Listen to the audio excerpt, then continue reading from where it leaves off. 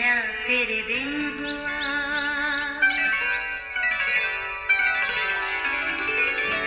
नया फिर दिन हुआ, पुरानी रात का करे सो शुक्र हम खुदा की जात का, खुदा की जात का नया फिर दिन हुआ।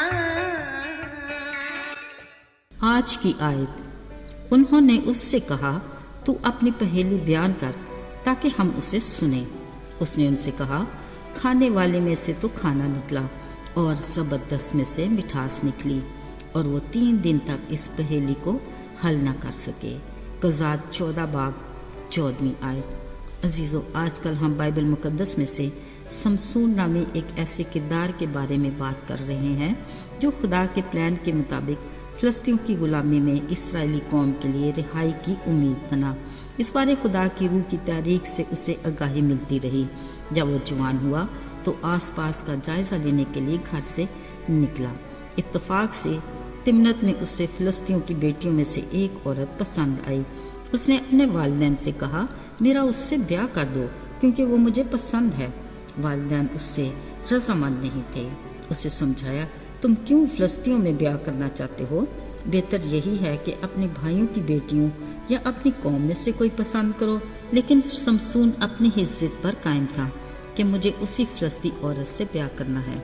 अजीज़ों, असल में फ़लस्ती औरत से ब्याह खुदावंद की तरफ से था, जिसके ताने बाने उसकी पैदाइश के मकसद से जुड़े थे। इस औरत से ब्याह फ़लस्तीनियों के खिलाफ बहाना ढूंढना था, लेकिन वालिदैन इससे लाइल्म थे। एक दिन समसून अपने वालिदैन के हमरा तिम्नत उस औरत के हाथ जा रहा था। जब वो ताकिस्तानों में पहुंचे तो अचानक एक जवान शेर समसून के सामने आ खड़ा हुआ और गरजने लगा। अजीज़ों, उसी वक्त खुदावंद की रूह जोर से उस पर नाज़िल हुई। उस लम्हे समसून के हाथ में शेर को मारने के लिए कुछ नहीं था, लेकिन कुदरत खुदा की, उसने गरजते शेर को बकरी के बच्चे की मानत चीर डाला और आगे बढ़ गया। लेकिन जो उसने किया उसके बारे में अपने माँ बाप को ना बताया। काफ़ी दिनों के बाद जब दोबारा तिम्नत गया, सोचा शेर की लाश को देखता चलूं।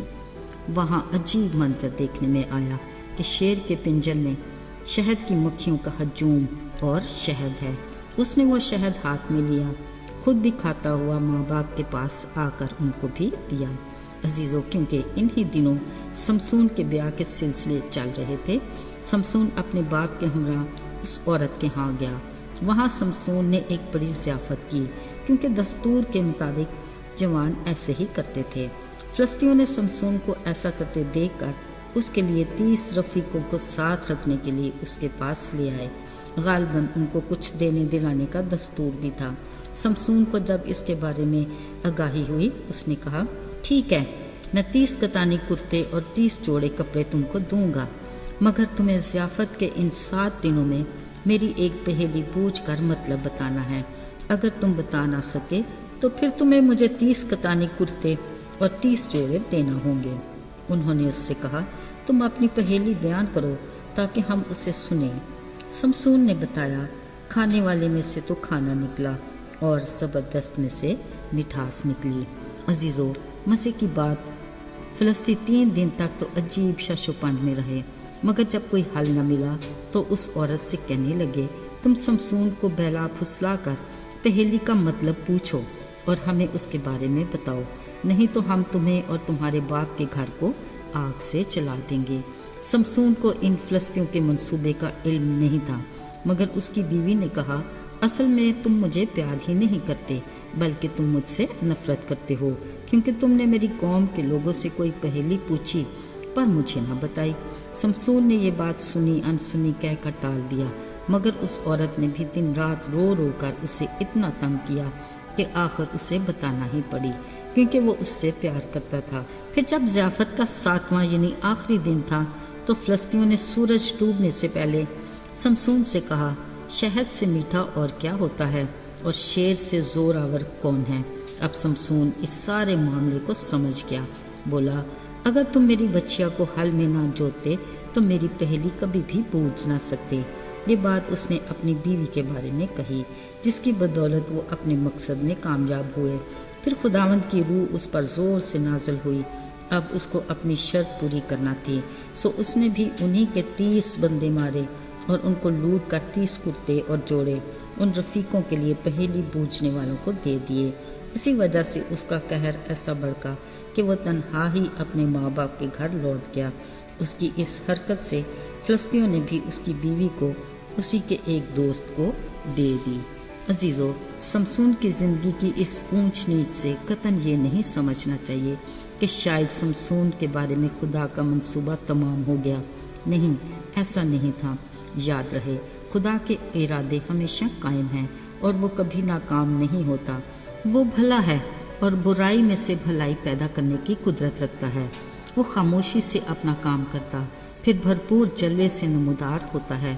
اس لیے اس نے کہا، مجھ سے مانگو اور پھر خاموش رہو، دیکھو کہ میں تمہارے لیے کیسے بڑے بڑے کام کرتا ہوں۔ عزیزو، خدا کا کلام ہر دور اور ہر زمانے میں اپنا اثر دکھاتا ہے۔ وہ لا تبدیل ہے، اور کبھی ہم غم پریشانیوں کے اندھیرے میں بھی پڑ جائیں جن کا ہماری زندگی میں آنا انہونی نہیں، پھر بھی ہمیں گھبرانا نہیں۔ اس ایمان پر قائم رہیں کہ وہ ہمارے لیے اندھیروں میں امید کی کرن نمودار کرنے کی قدرت رکھتا ہے۔ آئیے دعا کریں۔ آسمانوں اور زمینوں کے خالق اور مالک، ہم تجھے مبارک کہتے ہیں۔ تو ہی عزت اور تعظیم کے لائق ہے۔ تو نے ہمیں گناہ کی غلامی سے آزاد کیا اور ہمیں نجات کی راہ کا مسافر بنایا۔ اے خدا، اپنے کلام کی روشنی میں ہمیں اس پر کامیابی سے چلنے کا فضل دے تاکہ ہم اپنی درست منزل تک پہنچ سکیں۔ یسوع کے پاک اور مبارک نام میں مانگتے ہیں، آمین۔